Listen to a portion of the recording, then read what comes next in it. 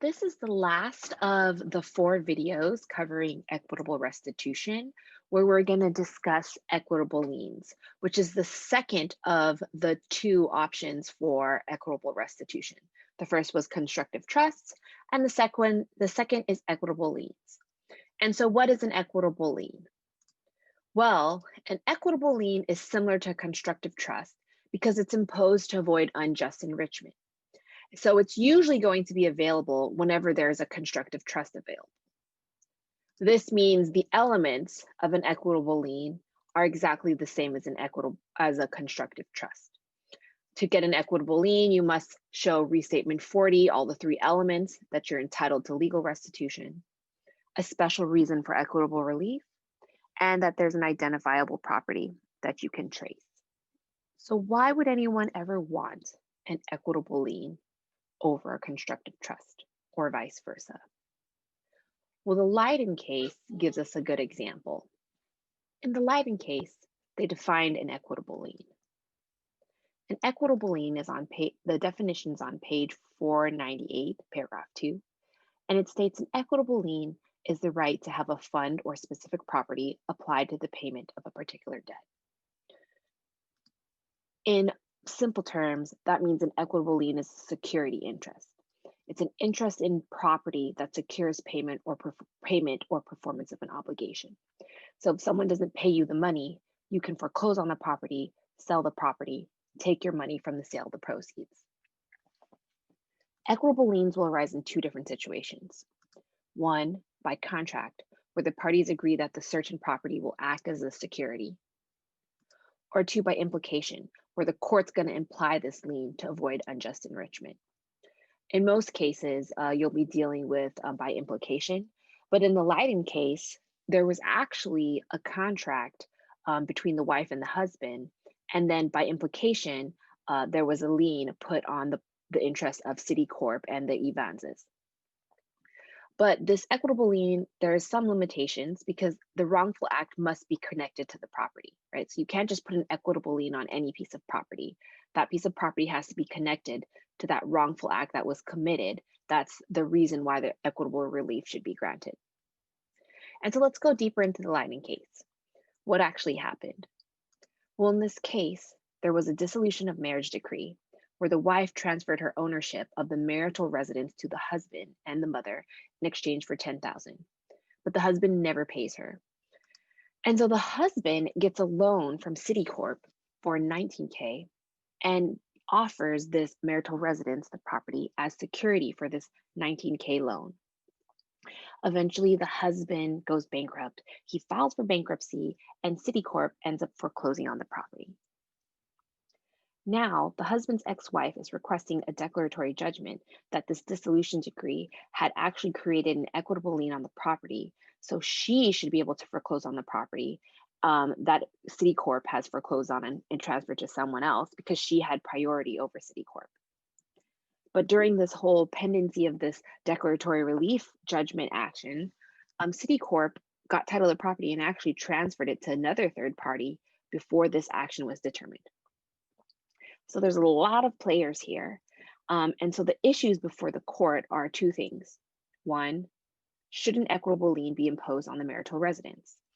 And to determine whether an equitable lien is available, you have to apply the three elements. First, restatement 40, is the wife even entitled to legal restitution? And the answer is, well, yeah. A, the husband received the benefit, which was the home. There's unjust enrichment because he never paid the wife $10K, and now he needs to pay her back whatever she's owed. Two, yes, there's a special reason for equitable relief because he's bankrupt, so he has no money to actually pay her $10K. So she has no option of asking him to pay her through a legal restitution judgment. She only has the option to get it through the property that still exists, right, which is now in possession of the Evanses and was originally in the possession of Citicorp. And three, well, do we have any issues with identifiable property or need to trace anything? Well, no, because the title to the home is still the title to the home. The form never actually changed in this situation. And the second issue that we have to deal with is whether the wife can enforce an equitable lien on Citicorp and the Evanses to foreclose on the property. So she can definitely put an equitable lien on the marital residence because she's entitled to it, because the husband got unjust enrichment. But what do we do when now this title, even though it hasn't changed form, it's changed ownership, right? Where it's now with Citicorp and the Avanzes. Well, this really depends on whether the Citicorp and the Avanzes had, one, paid value for the property, and two, had actual or constructive notice of the wife's interest, right? And constructive notice is defined as reasonable intelligence and diligence, would give him, the Avanzes or Citicorp, knowledge or reason to know of such circumstances, the circumstances being the wife's interest in the property, right? So did they have constructive notice? And the court discussed all the different versions of when an equitable lien can be enforced on against third parties on page 498 and goes all the way to 499. And the main takeaway of when it can be an equitable lien can enforce against third parties is, well, if it's a bona fide purchaser who paid value and had no notice, just like a constructive trust, it's not enforceable. But if you had someone who paid value and had notice, well, that person's going to take the property subject to this equitable lien, right? They can still retain the property. They still get to keep the title. You don't take the title away from them, but it's subject to the equitable lien.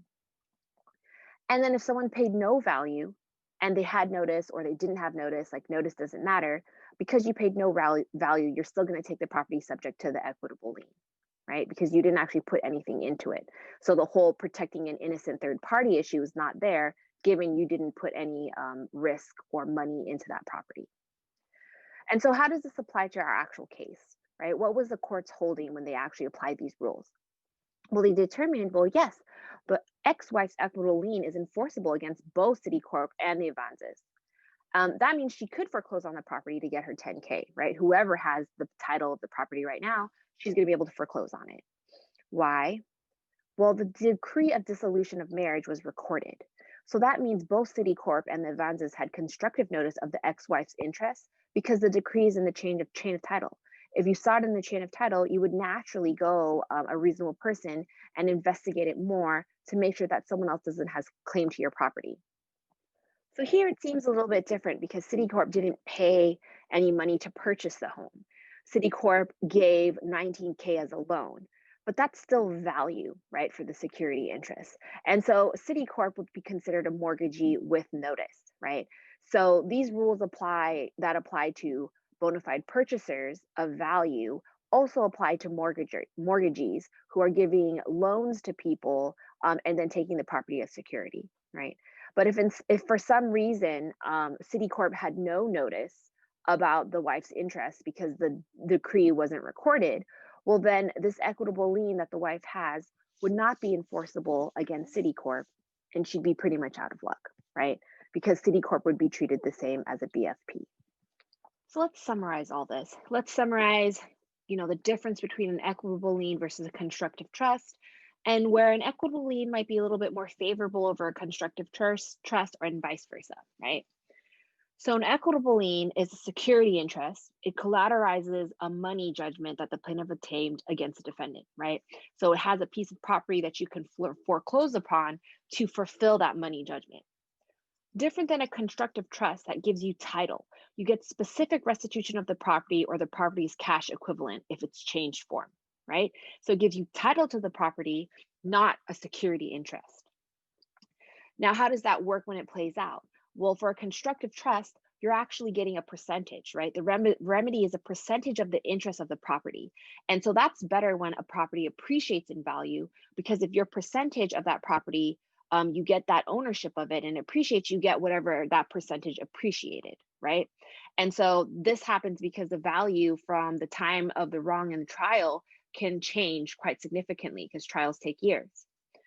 Different than an equitable lien, which is a remedy that's set in dollars. So whatever was misappropriated or unjustly taken, that's the amount you get, right? Whether it appreciated or depreciated, you're not going to get title, you're just getting the dollar amount. And so this is something that's better when your property declined in value, because you don't want the actual property back that's worth less. You want the money that was taken away from you, or the money value, unless that property has some sort of sentimental value.